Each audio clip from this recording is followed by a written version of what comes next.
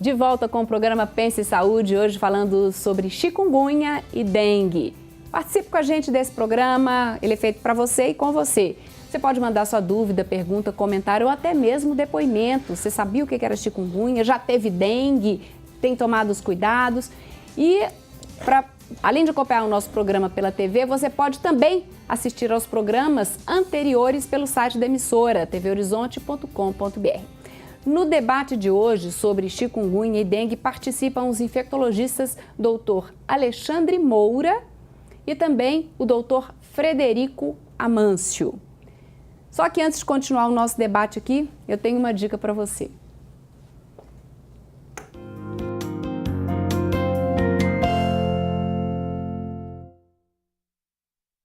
Terça-feira, 7 de abril, é celebrado o Dia Mundial da Saúde. A Prefeitura de Belo Horizonte promove diversas ações na Praça 7, de 10 da manhã às 2 da tarde. Então, profissionais de saúde estarão lá para medir pressão, instruir sobre o autoexame das mamas, sobre higiene bucal.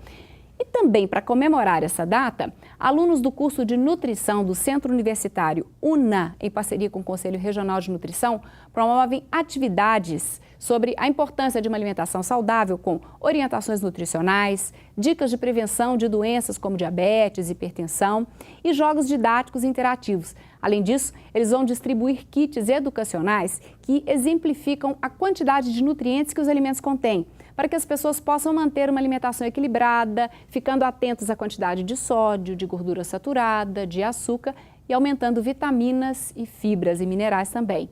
Essa ação ela vai ser realizada na rodoviária de Belo Horizonte, então, terça-feira, amanhã, né, dia 7 de abril, de 8 horas da manhã até às 8 da noite. Participe e pense em saúde sempre!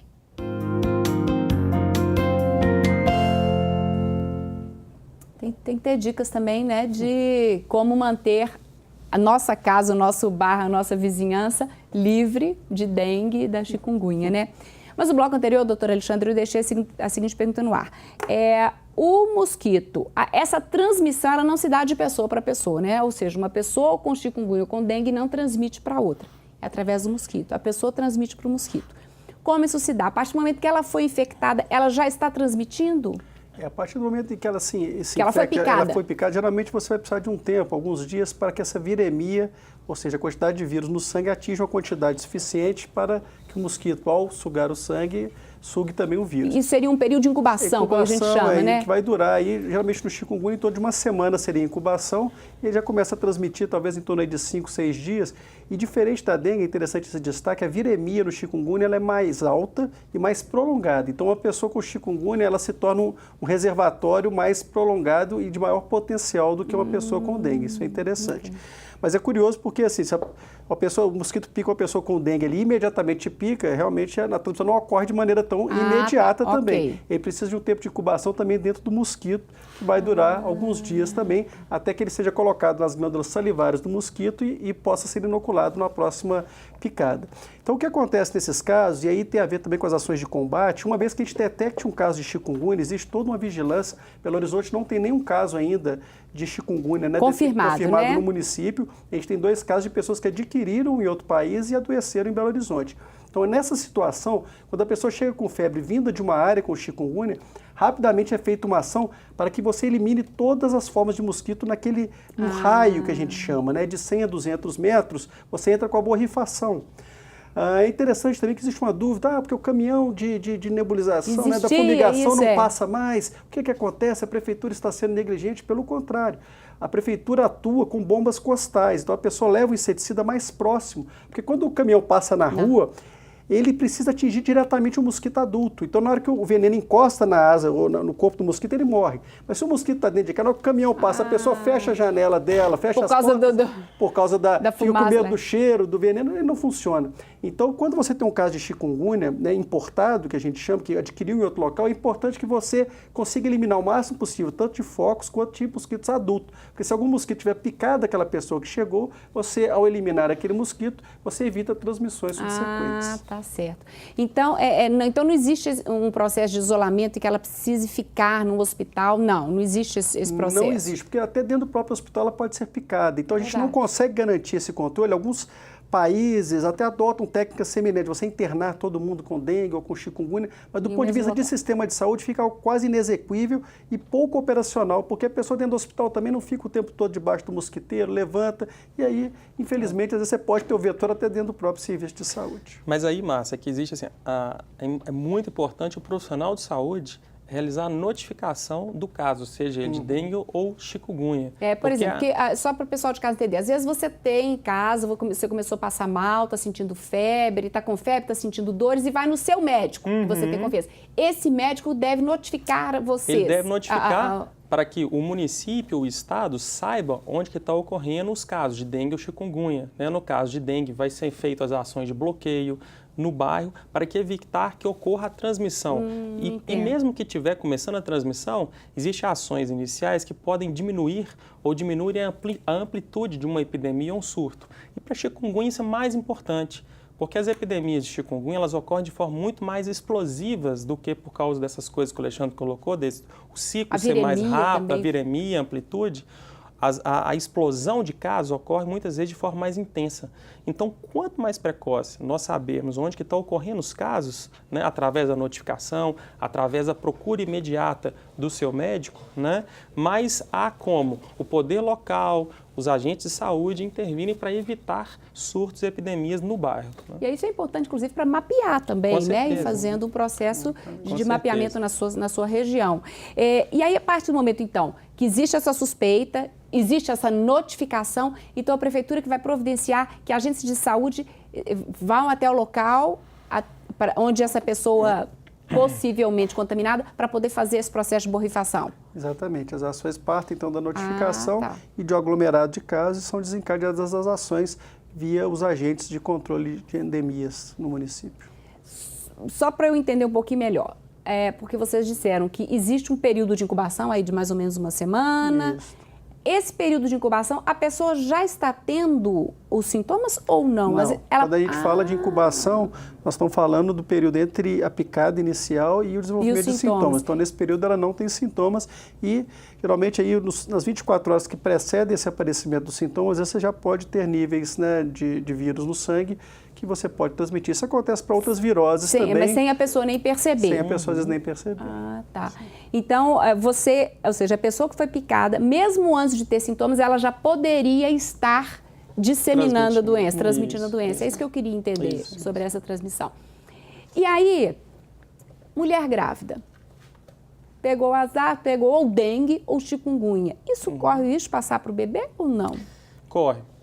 Esse é um dos problemas sérios de chikungunya, né? A gente sabe que as gestantes são um grupo de risco. É um grupo especial que pode ter evoluções desfavoráveis, evoluções piores, tanto para dengue quanto para chikungunya. Mas de chikungunya existe ainda uma questão que é importante, que se ocorrer a infecção próximo do período de parto, ocorre uma chance muito grande de ocorrer uma transmissão da mãe para a criança. Durante o parto? Durante o parto. Principalmente se a infecção, se a mãe teve chikungunya ali por volta do 3º ou 4º dia, próximo ao parto, antes do parto. Né? Então, nesse período, principalmente os 4 dias antes do parto, é um período que a mãe, se tiver chikungunya, ela pode passar para a criança com uma frequência alta e a criança desenvolver sintomas sérios, né, de chikungunya. Pode, inclusive, ter caso de encefalite, infecção do sistema nervoso central, casos bem severos da doença. Então, nós temos que aproveitar para segurar essa doença antes dela chegar com força aqui. Né? Chegar com vontade.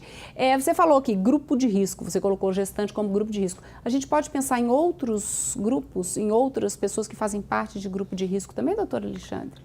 No caso, os extremos de idade também, né? Principalmente menor de 2 anos, maior de 60, 65 anos. E nós vamos ter também as pessoas que têm outras doenças. Pessoas, no caso do chikungunya, que tem doença articular prévia, a pessoa já tem uma doença reumatológica, aumenta o risco dela, né, agravar. Pessoas imunossuprimidas, né, seja por alguma doença ou por uso de medicações que reduzem a imunidade, também estão em maior risco. No caso da dengue, a gente vai ter também a paciente aí com doenças hepáticas, né, doenças do fígado, diabetes também, agrava um pouco a questão da dengue. Da dengue? Então, no caso da dengue, se a pessoa tem alguma outra doença qualquer que seja ela, a gente já trata essa pessoa de uma maneira mais intensa, né?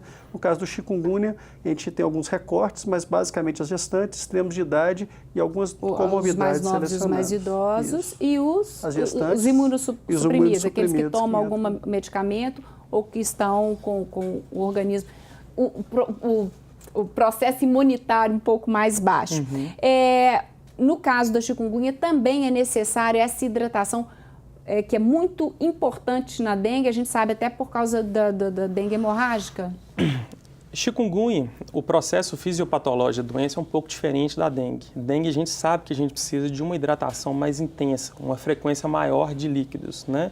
Chikungunya, o processo que vai desenvolver mecanismos, inclusive, para levar à morte do paciente, é um pouco diferente. Geralmente, a pessoa não tem o processo que a gente chama de extravasamento capilar que tem na dengue, que o líquido na dengue ele extravasa fora dos vasos. Tá? No chikungunya, a gente não tem isso. Mas é importantíssimo que o paciente com chikungunya também se hidrate, né? Porque ele pode ter vômito, ele pode ter febre alta e isso leva a uma desidratação e isso pode piorar a chikungunya, né? A gente tem casos, chikungunya também pode ter diarreia, então isso tudo pode levar a casos de desidratação. E como a gente já frisou bastante aqui, no início, na primeira semana, é muito difícil fazer a diferenciação entre os casos de dengue e chikungunya muitas vezes.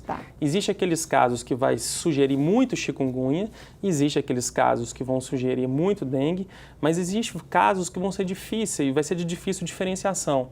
Ou seja, a maior parte desses casos nós vamos tratar como dengue, uma hidratação mais vigorosa, que vai estar hidratando tanto o paciente se tiver chikungunya, quanto que também se tiver tratando o paciente com dengue.